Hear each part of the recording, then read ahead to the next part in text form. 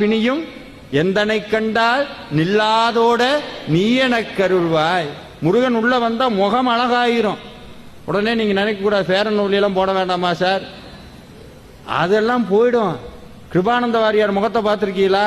பாமன் சுவாமிகள் முகத்தை பார்த்திருக்கீங்களா? கண்ணு அப்படியே.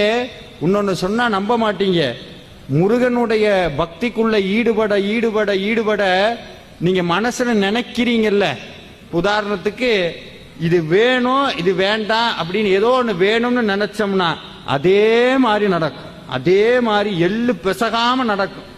என்ன நினைக்கிறோமோ அது நடக்கும். தப்பி தவிர ஏன்னா சபிச்சு விட்டோம்னு வைங்க, யாரையாவது சபிச்சுட்டோம். ஆனா முருகடியார்கள் யாரையும் சபிக்க கூடாது. நமக்கு எதிரியாவே இருந்தாலும் என்ன செய்யக்கூடாது?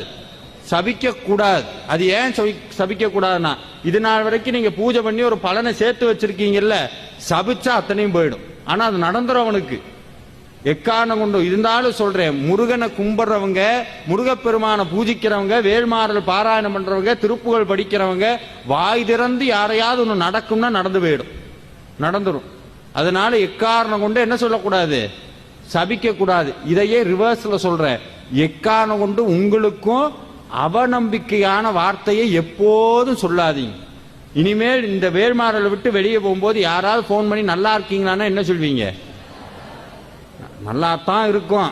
அந்த தாண்ட தான் எல்லாம் இருக்கு. ரொம்ப நெருங்கப்பட்டவங்க கேட்டாங்கன்னா ஏதோ இருக்கும். சாப்பிட்டீங்களா? எனத்த சாப்பிட்டு. வேல்மாறலுக்கு போனீங்களா? எனத்த போய் எனத்த காலு தாங்க வலிக்குது 4 மணி நேரம் உட்காந்து. இதே இன்னொருத்தட்ட போய் கேளுங்க, எப்படி இருக்கீங்க? முருகனர்களால ஒரு குறையும் இல்லைங்க.